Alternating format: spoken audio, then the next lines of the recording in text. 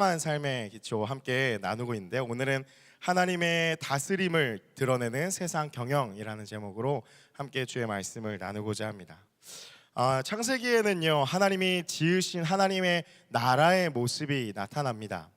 하나님께서는 혼돈하고 공허하며 흑암이 깊음 위에 있는 무질서의 이 상태에 있는 땅에 질서로 말미암아 세상을 만드셨습니다. 그래서 하나님께서는 온 우주 만물을 지으시고 또 서로 조화롭게 살아갈 수 있도록 질서를 주셨는데, 그 가운데 하나님의 형상인 사람을 만드셨습니다. 하나님의 형상으로 사람을 만드셨고, 그 하나님의 형상인 사람을 통하여서 하나님의 대리자로 세우셔서 세상을 다스릴 수 있는 능력과 이 권한을 주셨습니다. 하나님께서 아담과 하와를 만드시고 말씀하십니다. 창세기 1장 27절 28절 말씀인데요, 같이 함께 읽어보겠습니다. 시작. 하나님이 자기 형상 곧 하나님의 형상대로 사람을 창조하시되 남자와 여자를 창조하시고, 그리고 이제 외워볼까요? 네, 같이 함께 외워보겠습니다. 시작. 하나님이 그들에게 복을 주시며 하나님이 그들에게 이르시되 생육하고 번성하여 땅에 충만하라. 땅을 정복하라. 바다의 물고기와 하늘의 새와 땅에 움직이는 모든 생물을 다스리라 하시니라. 아멘. 사람이 하나님의 형상대로 지어졌다는 것은 하나님과 사랑을 주고받는, 하나님의 마음과 뜻을 알 수 있는 인격적인 관계를 맺을 수 있는 존재로 지어졌다라는 뜻입니다. 그래서 하나님의 형상대로 사람이 지어졌다라는 것은 다른 어떤 피조물들도 하나님의 그 마음을 알 수가 없고 하나님과 인격적인 관계를 맺을 수가 없는데, 사람만이 하나님과 인격적으로 사랑을 주고받을 수 있는 그런 관계로 맺어졌다라는 뜻이죠. 또한 하나님께서 이 하나님의 형상대로 세우셨다라는 것은 이 땅 가운데에 하나님의 형상을 지닌 하나님의 대리자로 우리를 세우셨다라는 것을 의미합니다. 그래서 세상을 다스릴 수 있는 능력과 권한을 우리에게 위임하셨다라는 것이죠. 그래서 우리가 잘 생각해 봐야 되는 것은 이 세상은 기본적으로 하나님의 것입니다. 사람은 단지 그것을 잘 관리할 수 있도록, 아까 찬양에서도 고백했던 것 같이 청지기로서 우리는 존재하는 것이지 결코 우리의 것이 아니다라는 것입니다. 잘 다스릴 수 있는 능력과 지혜는 인간에게 하나님께서 모든 것을 다 주시지 않았습니다. 잘 다스릴 수 있는 능력과 지혜는 이 하나님께로부터 주어집니다. 그래서 하나님과 원활한 관계를 맺고 있을 때 우리는 하나님께로부터 흘러나오는 그 지혜와 능력을 받아야지만 세상을 잘 다스릴 수 있는 그러한 능력을 주어지게 되고, 또한 그렇게 세상을 잘 섬길 수 있다, 잘 감당할 수 있다라는 것이죠. 그런데 선악과의 사건이 이것을 잘 드러내죠. 하나님과의 관계, 원활한 관계를 맺어야 하는데 하나님과의 원활한 관계를 맺지 못하는 모습들이 바로 이 선악과 사건에서 나타나게 됩니다. 잘 아시는 사건이니까요, 잘 생각해 보시면 그 뱀이 유혹을 하고 하와와 아담과의 대화 가운데서 결코 한 번도 하와나 아담이나 한 번도 하나님을 찾지 않습니다. 하나님께 물어보지 않습니다. 뱀이 이야기를 할 때 그것에 대해서 내 생각과 내 마음을 가지고 내 기분대로 선택을 하지, 하나님께 다시 한번 물어보고 하나님과 대화를 하거나 하나님과 원활한 관계를 맺으려고 하지 않는다라는 것이죠. 그래서 사실 선악과 사건의 핵심은 하나님께서 치사하게 먹는 것 가지고서 우리를 놀리시는 사건이 아니라 하나님과의 관계에서 멀어지는 그런 것을 의미합니다. 사람은 하나님을 저버리고 스스로 하나님이 되고자 합니다. 그리고 하나님 자리에 오르고자 선악을 알게 하는 나무의 실과를 따먹으면서 우리가 행한 것은 무엇이냐? 하나님의 주권을 뭉개버린 것입니다. 하나님의 주권을 무시한 것입니다. 그 이후로는 하나님의 대리자로서 우리가 서야 하는데, 그것이 아니라 자신이, 우리의 인간이 이 세상의 중심이 되고 자기 소견에 오를 대로 자기의 능력대로 세상을 다스리기 시작한 것입니다. 이로 인하여서 사람은 세상의 중심이 되고 자기 사랑에 빠지고 또 하나님과의 관계, 이웃과의 관계, 세상과의 관계를 훼손시켜 버리게 됩니다. 오늘날에도 세상에 많은 사건들 떠들썩하게 하는 이 사건 사고들을 봤을 때 그 중심, 그 핵심은 무엇이냐? 죄로 인해 사람이 주인인 것처럼 살아가는, 이 세상을 살아가는 모습에 이 민낯을 보여준다라는 것이죠. 그렇기 때문에 끔찍한 사건들과 사고들이 일어날 수밖에 없다라는 것입니다. 이를 위해서 원래 우리의 모습, 세상의 모습을 회복시키시기 위해서 죄 없으신 바로 하나님의 아들 예수님이 이 땅 가운데 오셨습니다.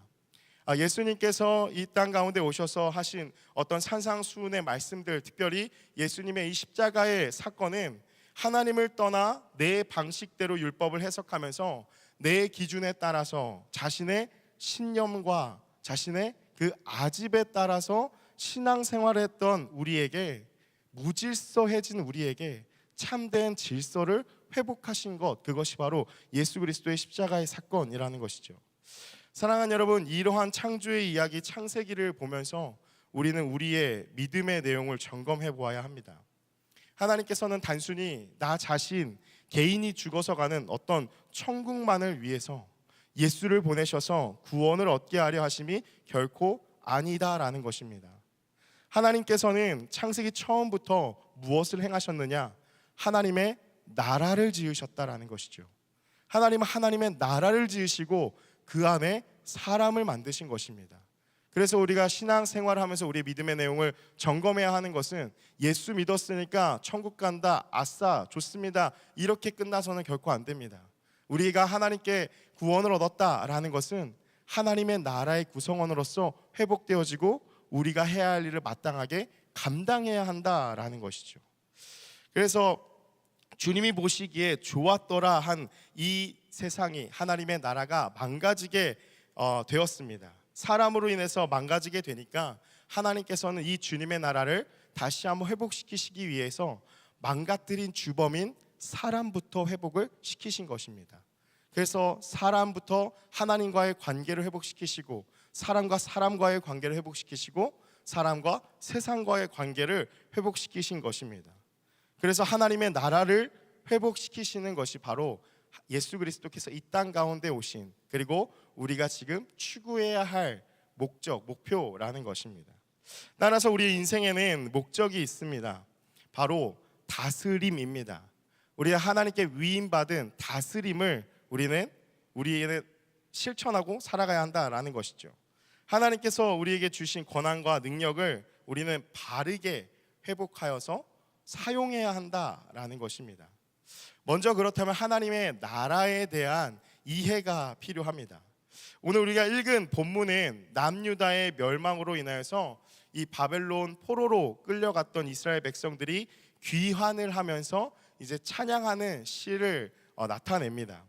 우리가 읽었던 이 9절에서 11절까지의 말씀을 보면 이스라엘 백성들이 다시 그 죄악된 길, 망령된 길로 걸어가지 않고 하나님을 경외한다면 하나님께서 그들을 회복시켜 주실 것이라는 고백을 합니다.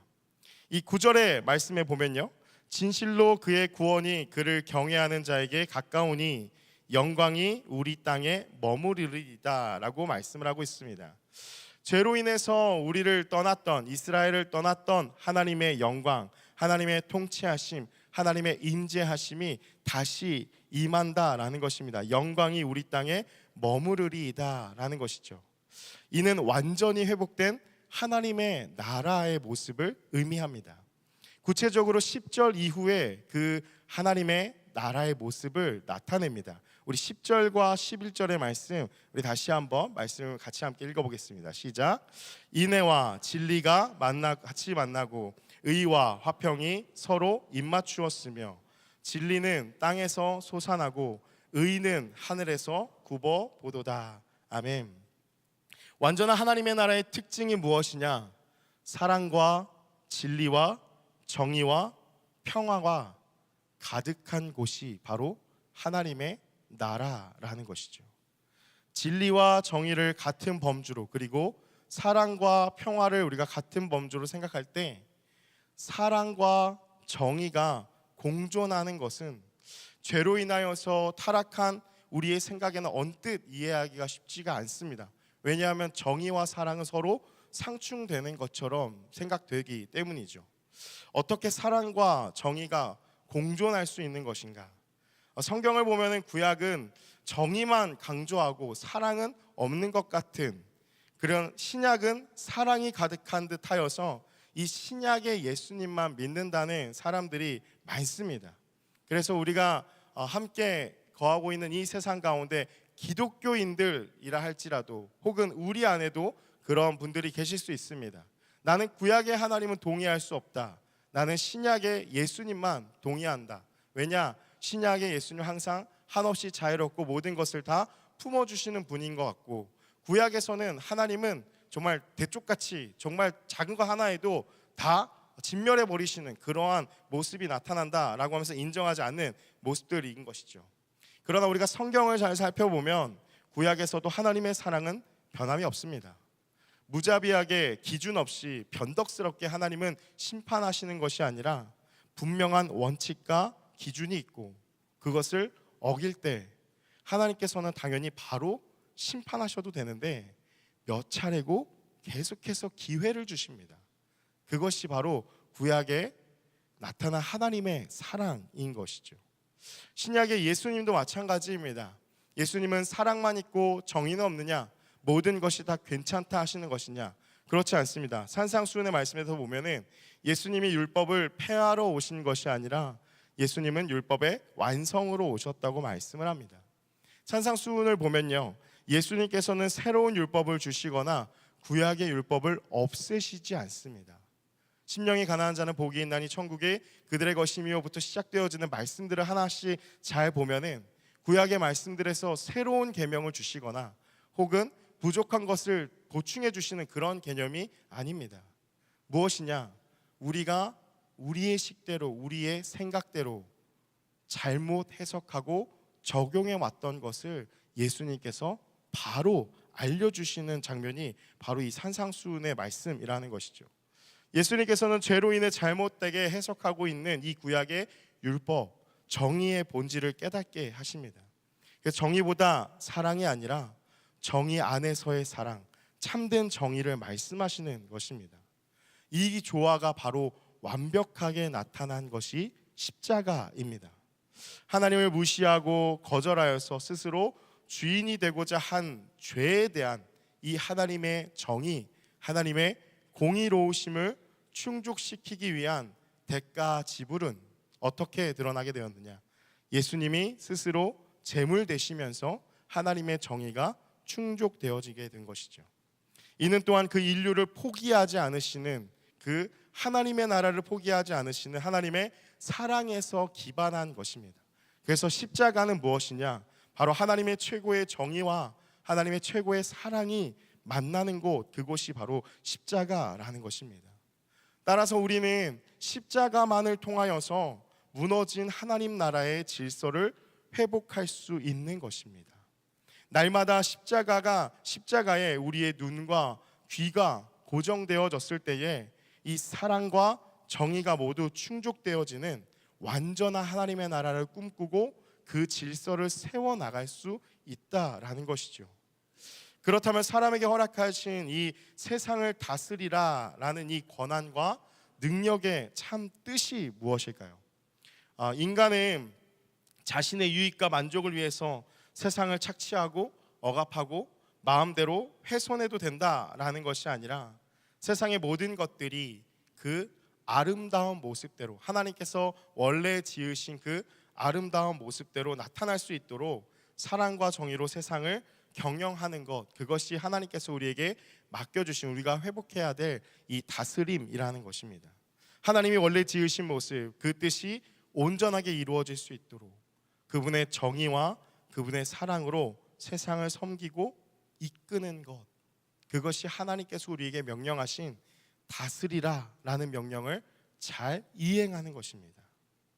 그렇다면 사랑과 정의로 살아가는 이 원리는 무엇일까요?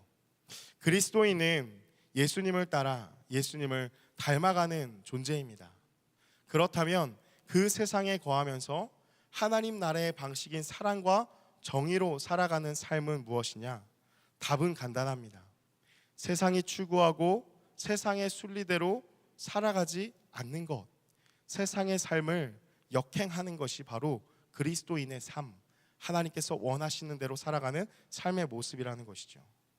한 사람의 정의가 완전히 부인되는 것이 있다면 그것은 살인입니다. 이는 한 사람의 정의와 존엄성, 가치, 권리 완전히 부인당하는 것입니다. 성경에서는 이에 대해서 어떻게 이야기를 하느냐? 시편 9편 12절의 말씀인데요, 우리 같이 함께 자막을 통해서 읽어보기 원합니다. 시편 9편 12절 말씀 함께 읽겠습니다. 시작. 피 흘림을 신문하는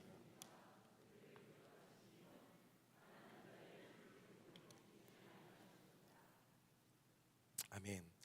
하나님은 억울한 자의 부르짖음과 고난당하는 자의 부르짖음을 외면하지 않으시고 들으신다라는 것입니다. 여러분, 우리가 사는 세상은 어떻습니까? 꼭 누군가로 인하여서 그 살인뿐만이 아니라 어떤 사건이나 사고 앞에서 우리는 다수의 행복과 다수의 안녕과 다수의 안전을 위해서 소수가 희생을 해야 한다면, 다수를 생각했을 때 우리는 소수는 희생을 해도 괜찮다 하는 것이 세상을 살아가는 많은 사람들의 정서입니다. 왜냐하면 다수가 있기 때문이죠. 그러니까 소수의 어떠한 부족함, 그들의 권한이나 그들의 권리 정도는 조금 무시를 당해도 괜찮다 하는 것이 이 세상이 공유하고 있는 정서라는 것이죠. 그러한 상대적 정의가 얼마나 많습니까? 우리가 잘 생각해 보시면 똑같은 잘못을 하여도 어떤 이들은 사회에 대한 기여도가 크다라고 해서 똑같은 잘못을 하고 똑같이 형을 살고 집행을 해야 되는데도 누구는 집행유예로 풀려납니다.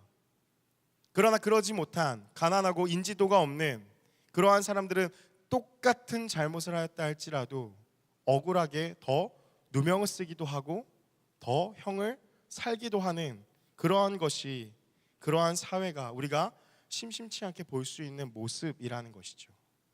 그러나 하나님의 정의는 그렇지 않습니다. 하나님의 정의는 어떠한가? 바로 억울한 한 사람의 소리에 하나님은 귀를 기울이신다라는 것입니다.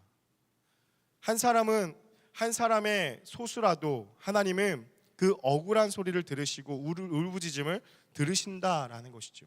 다수를 위해서 소수가 희생돼도 괜찮다 하는 것이 세상의 논리라면 하나님의 정의는 어떠한가? 하나님의 정의는 단 한 영혼이라도 실족해서는 안 된다 하는 것이 하나님의 정의라는 것입니다. 하나님은 약한 자들의 편이 되시고 그들의 아파하는 소리, 울부짖음을 들으시고 결코 그들을 외면하지 않으신다라는 것이죠. 사랑하는 여러분, 하나님의 나라 방식으로 우리가 살아간다라는 것은 하나님의 정의와 하나님의 사랑을 우리의 한 마음에 품고 바로 그 한 영혼에 귀를 기울이는 것을 말합니다. 이런 분명한 기준을 가지고서 우리 앞에 당면한 문제들, 그 많은 문제들 앞에서 우리가 먼저 해야 할 것이 있습니다. 이것을 어떻게 해결해야 할지 하나님의 지혜를 구해야 한다라는 것이죠. 한 영혼을 하나님께서 긍휼히 여기시고 사랑하는 건 압니다. 내 앞에 그러한 상황이 펼쳐져 있을 때 내 생각과 내 마음과 내 뜻대로 어떻게 해보려는 것이 아니라 우리는 먼저 하나님 앞에 무릎을 꿇고 하나님의 지혜를 구해야 한다라는 것입니다. 또한 세상 사람들이 다 묵인하는 것에 때로는 우리가 문제 제기를 해야 될 때가 있다라는 것이죠. 그럴 때 우리는 가만히 묵인해서는 안 됩니다. 이 또한 그냥 막 일어나서 이 일을 제기하면 되냐? 그렇지 않습니다. 하나님의 지혜를 구하면서 지혜롭게 표현을 할 줄 알아야 한다라는 것이죠. 때로는 우리의 교회 안에서 이러한 이슈들이 있을 때가 있습니다. 그러한 얘기들이죠. 교회가 약자를 돌봐야 하는 것 아닙니까? 교회는 약자를 위한 것 아닙니까? 맞습니다. 그런데 어떨 때 보면은 이렇게 말씀하시는 분들은 정말 본인의 생각대로, 어떻게 보면 막무가내로 자신이 생각한 방법들로 너무 지나치게 그 약자들에 대해서 허용적이거나 혹은 너무도 강압적인 방법으로 해결을 하는 모습들을 보게 된다라는 것이죠. 여러분, 그것은 잘못된 것입니다. 왜냐하면 우리가 기억해야 할 것이 있습니다. 하나님은 무질서에서 질서로 이 세상을 창조하셨습니다. 하나님은 질서의 하나님이십니다. 하나님의 정의를 품고 약자를 돌보고 울부짖음을 듣고 함께 아파해야 하는 것은 맞습니다. 그런데 그것을 해결하는 방법에 있어서 내 생각과 내 방법대로, 내 기분과 내 감정대로 하는 것이 결코 아니라는 것이죠. 공동체 안에서 함께 기도하면서 세워주신 리더들을 통해서 질서 있게 행하는 것, 그것이 정말 중요하다라는 것입니다. 우리가 이제 여름이 되면은 이제 우리 교회도 앞으로 그런 계획을 하고 있는데요. 아웃리치들, 이 단기 선교들을 많이 계획을 하고 있습니다. 근데 단기 선교들을 갈 때 정말 주의해야 할 점이 바로 여기에 있습니다. 하나님께서 영혼을 민망히 여기시는, 불쌍히 여기시는 그 마음을 품고 가는 것은 너무나 좋습니다. 그런데 그 현장에 갔을 때 내 생각과 내 방법과 내 마음대로 그곳에 어떠한 일들을 행하게 된다면 그 종국에는, 그 피해는 남아있는 선교사님들의 몫이 됩니다. 단기 선교팀 때문에 어려움을 겪게 되는 사례들이 한두 건이 아닙니다.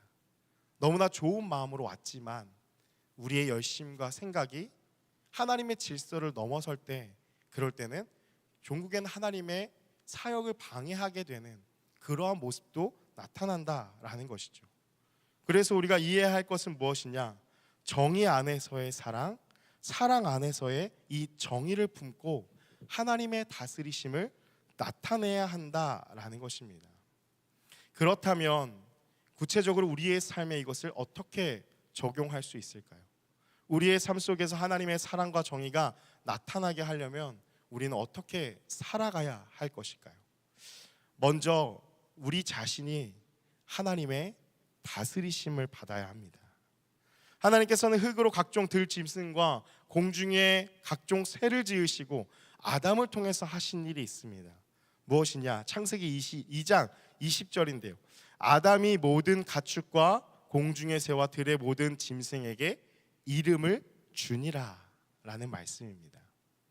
하나님의 다스림심을 받는다, 바로 다스리는 그 노동을 이야기합니다. 하나님께서는 노동을 통해서 사람이 하나님의 나라를 다스리도록 하셨다라는 것이죠. 그렇다면 오늘날에도 우리는 마찬가지입니다. 모든 일들은 다 신성하죠. 하나님께서 우리 각 사람에게 허락하신 이 부르심이 있다라는 것입니다. 우리가 하는 일 가운데는 덜 중요하거나 더 중요한 것은 없습니다. 모든 것이 다 중요한 일들입니다. 물론 직업을 잘 분별해야 하는 것은 있습니다. 그 일 자체가 사람들을 불의한 곳으로 인도하여서 돈을 버는 것이라면 그것은 선택하지 말아야 합니다. 우리에게 맡겨주신 이 일들을 어떻게 해야 하는가, 그것을 잘 생각해 보아야 한다라는 것이죠. 과연 나는 하나님의 다스리심을 받으면서 살아가고 있는가를 점검할 수 있는 두 가지가 있는데요. 첫 번째는 무엇이냐? 내가 지금 있는 그 자리에서 하나님이 맡겨주신 일들을 충성스럽게 감당하고 있는지를 다시 한번 스스로에게 질문하고 점검해 보아야 합니다. 골로새서 3장 23절의 말씀입니다. 우리 같이 함께 읽겠습니다. 시작. 무슨 일을 하든지 마음을 다하여 주께 하듯 하고 사람에게 하듯 하지 말라. 아멘. 우리가 행하는 일들을 가치 있는 일, 가치 없는 일로 결코 판단할 수 없다라는 것이죠. 나에게 맡겨주신 일들이 있다면 그것을 최선을 다해서 성실하게 해야 하는 것, 그리고 내게 주신 그 은사를, 하나님께서 주신 달란트를 다 활용하여서 최선을 다해서 탁월하게 해내야 하는 것, 그것이 바로 무슨 일을 하든지 주께 하듯 하는 우리의 삶에 하나님의 다스리심을 인정하고 경험하는 삶의 태도라는 것입니다. 그래서 그리스도인들은 불로소득을 기대하고 좋아해서는 안 됩니다. 왜냐하면 노동이 하나님께서 우리에게 주신 일이기 때문이죠. 그것을 하나님께서 기뻐하시기 때문이죠. 그것을 최선을 다해서 행하는 것을 하나님께서 원하시기 때문입니다. 이것이 하나님의 다스림을 받는 삶입니다. 두 번째는 무엇이냐? 내 삶을 통해 하나님의 나라를 확장하고 있는가를 점검해 봐야 한다라는 것입니다. 마태복음 5장 16절의 말씀도 우리 같이 함께 읽어보겠습니다. 시작. 이같이 너희 빛이 사람 앞에 비치게 하여 그들로 너희 착한 행실을 보고 하늘에 계신 너희 아버지께 영광을 돌리게 하라. 아멘. 그렇게 열심히 성실하게 최선을 다해서 주님께 하듯이 내게 주신 은사를 다 활용하여서 탁월하게 일하는 가운데 우리가 한번 점검해 봐야 할 것은 무엇이냐? 우리 주변에 있는 사람들의 마음과 입에서 저 사람을 보니 하나님이 살아계시는 것 같아. 저 사람이 믿는 그 예수를 나도 믿어보고 싶다라는 그러한 고백들이 나와야 한다라는 것입니다. 여러분, 이러한 질문들이, 이러한 우리의 성찰이 무너지게 된다면 우리는 일에 대해서, 노동에 대해서 대단한 착각 속에 빠지게 됩니다. 어떠한 착각이냐? 내가 열심히 일해서 번 내 돈으로 내 마음대로 내가 살아간다라는 모습입니다. 여러분, 이것은 자기의입니다. 내가 피땀 흘려서 내가 열심히 번 돈이기 때문에 내 마음대로 써도 되는가? 혹은 내가 피땀 흘려서 열심히 번 돈이기 때문에 무조건 내 마음대로 아끼거나 그렇게 사용해도 된다라는 것은, 여러분, 그러한 가치관과 생각으로 살아가는 사람들은 어떠한 특징들이 일어나느냐? 생색을 냅니다. 내가 무엇을 하였을 때 그것은 하나님께서 나에게 주신 것을 흘려보내는 당연한 섬김이 되는 것이 아니라 내가 열심히 일해서 번 돈 내가 열심히 너희에게 줄게 라는 이러한 생색이 일어나게 되죠. 인정을 받고 싶어 합니다. 그리고 내가 이만큼 고생하고 노력한 것에 대해서 인정해 주지 않으면 삐지게 되죠. 이것은 무엇이냐? 어떠한 모습이냐? 자기의가 가득한 모습이라는 것입니다. 여러분, 이것을 정말 조심해야 합니다. 왜냐하면 하나님께서 맡겨주신 노동, 일들을 충성스럽게 감당하는 것은 하나님께서 허락하신 것이죠. 그런데 이러한 모습을 갖고 있다라는 것은 하나님 나라에 내가 주인된 모습이라는 것입니다. 우리가 일을 열심히 하는 이유는 주님이 우리에게 맡겨주신 사명이기 때문에 열심히 하는 것입니다. 그 이상 그 이하가 없습니다. 하나님께서 나에게 이 일을 맡겨주셨기 때문에 우리는 열심히 감당하는 것이죠. 또한 그 일을 행함으로 인해서 우리가 얻어야 할 것은 돈이 아닙니다. 인정이 아닙니다. 어떤 칭찬이 아니라 내 삶을 통해서 계속해서 예수가 드러나고 있는가, 세상이 나를 통해서 예수를 보고 있는가, 내 삶을 자꾸 이러한 관점으로 살펴보아야 한다라는 것입니다. 유명한 미국의 신학자이자 또 설교가이죠. 존 파이퍼 목사님이 삶을 허비하지 말라라는 이 책에서 이러한 이야기를 합니다. 자막을 통해 보시면은 그리스도인들은 아무 생각 없이 출근해서는 안 된다. 그리스도인들은 하나님과 함께 출근해야 한다. 그리스도인들은 아무 생각 없이 일해서는 안 된다. 그리스도인들은 하나님과 함께 일해야 한다. 왜냐? 하나님이 우리와 함께 하시기 때문에. 우리가 이것을 꼭 기억해야 합니다. 하나님이 우리와 함께 하시기 때문에 우리가 그리스도인이라면 일에 대해서 어떠한 돈에 대한 보상, 어떠한 칭찬, 인정에 대한 욕구로 인해서 그것으로 나의 모든 것을 채우려 하는 것이 아니라 나에게 주어주신 마땅한 것이기 때문에 하나님 앞에 겸손하게 섬기며 하는 것입니다. 그리고 또한 내 삶이 그 일을 행함을 통하여서 많은 사람들이 세상이 나를 통해 예수를 보고 있는가를 점검해야 한다라는 것이죠. 이렇게 하나님과 함께하는 자들, 하나님의 다스림을 받는 자들의 몇 가지 특징이 드러나게 됩니다. 사랑과 정의를 품고 하나님의 다스림을 받는 사람들의 특징인데요. 첫 번째는 공동체 안에서 사람을 함부로 대하지 않습니다. 회사, 지역, 교회 공동체 안에서 힘이 없는 약자 혹은 나이가 어리다고, 직급이 낮다고 함부로 대하지 않습니다. 왜냐하면 하나님의 공의를 알고 있기 때문입니다. 인격을 모욕하는 일은 결코 하지 않는 것입니다. 왜냐하면 상대적으로 약한 그 사람이 그 일을 당하여서 하나님 앞에 억울하다고 울부짖으며 호소한다면 하나님께서는 그것을 들으시고 심판하시기 때문입니다. 그것을 우리가 알고 있다면, 그 정의를 알고 있다면 결코 함부로 인격을 모독하는 일을 할 수 없다라는 것이죠. 두 번째는 어떠한 특징이냐? 소외된 자들에게 무관심하지 않습니다. 공동체 안에서 소외된 자들이 있습니다. 왕따들이 있습니다. 그들에게 손을 내밀게 되는 것이 바로 하나님의 정의, 하나님의 사랑, 하나님의 다스림을 받는 자들의 특징이라는 것이죠. 그들과 함께 울어주고 밥 먹어주고 누군가 나를 인정해주기 때문에 그것을 행하는 것이 아니라 예수님의 마음을 품고 그들에게 조용히 다가가서 그것을 행하는 것입니다. 마지막으로 세 번째 특징은 무엇이냐? 사회의 불이한 구조와 시스템에 대한 구조적인 변화를 생각한다라는 것입니다.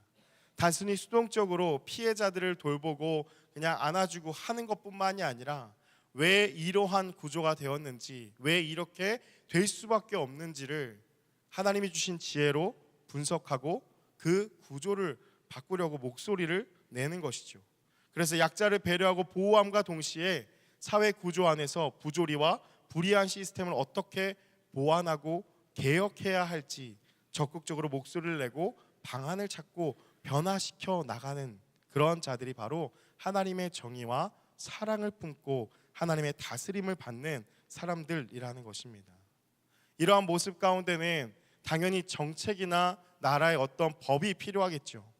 그것을 대하고 바라봤을 때 정치적으로 단순히 진영 논리에 의해서 자신의 것을 주장하는 것이 아니라 하나님의 정의와 사랑의 마음을 품고 생각하고 행동하는 것입니다. 그러한 자가 바로 이러한 모습을 통해서 바로 세상이 예수를 보게 되는 것입니다. 이러한 삶은 곧 하나님의 영광을 위한 삶이라는 것입니다. 사랑하는 성도 여러분, 말씀을 마무리합니다. 하나님께서 우리를 지으신 목적이 있습니다. 하나님께서는 이 세상 우주 만물을 창조하셨을 때 하나님의 나라를 지으신 것입니다. 그 안에 사람을 지으셨다라는 것은 그 사람을 하나님의 대리자로, 하나님의 대신하여 하나님의 것들을 다스리는 존재로 우리를 지으셨다라는 것이죠. 오늘날에도 예수님을 통해서 우리가 구원을 받았고 죄악에서 돌이켜서 우리가 회복을 하였다면 우리가 속한 곳곳에서 하나님이 원하시는 그 나라를 회복시키시는 것, 그것이 바로 우리의 삶의 목적이고 우리가 달려나가야 할 방향성이라는 것입니다. 여러분, 그것은 곧 하나님의 영광을 위한 삶입니다. 우리에게 비춰주신 그 예수의 빛을 세상에 나타내는 것입니다. 우리의 착한 행실을 통하여서 하나님은 살아계시다는 것, 예수가 그리스도이시라는 것, 예수만이 소망이라는 사실을 절망에 빠져있는 이 세상 가운데 드러내는 것, 그것이 우리의 삶의 목적이요 이유라는 것입니다. 먼저는 우리 하나님의 다스리심을 받는 우리의 일을 최선을 다해서 우리는 일하며 살아가야 합니다. 근데 그것을 결코 나의 의로 내 것으로 여겨서는 안 됩니다. 하나님께서 허락하신 것 마땅히 죽게 하듯 하며 섬기는 것, 그리고 우리를 통해서 세상이 예수 그리스도를 보는 것, 그것이 하나님의 다스림을 받는 바로 세상을 경영하는 방법이라는 것입니다. 사랑하는 여러분, 주님의 영광을 위해서 함께 살아갑시다. 이를 위해 자기 사랑에 빠져서 내가 세상의 중심에 서려고 했던 모든 마음을 내려놓읍시다. 남 탓하지 맙시다. 그러한 것들이 너무나 많습니다. 교회가 이래야지, 어떤 중직자가 이래야지, 내 자신을 보지 못하고 자꾸 다른 사람만 바라보면서 이래야 한다 저래야 한다 불평 불만만 하는 사람이 많다라는 것이죠. 그러나 나를 교회로 부르신 주님의 부르심을 기억하면서 지금 맡겨주신 이 자리에서 나를 통해서, 우리를 통해서 예수의 빛이 다른 이들에게 비추어지고 있는지, 내 삶을 통해서 세상의 많은 사람들이, 내가 만나는 많은 사람들이 예수를 보고 있는지 우리의 모습을 한번 돌아봅시다. 십자가로 돌아가서 하나님의 사랑과 정의를 품고 절망에 빠져 있는 이 세상에 예수만이 참된 소망이 되신다는 것을 우리의 삶을 통해서 드러내기 원합니다. 그래서 주께서 우리에게 맡기신 이 참된 땅을 정복하라, 땅을 다스리라 라는 것을 회복하는 우리가 되기를 간절히 소망합니다.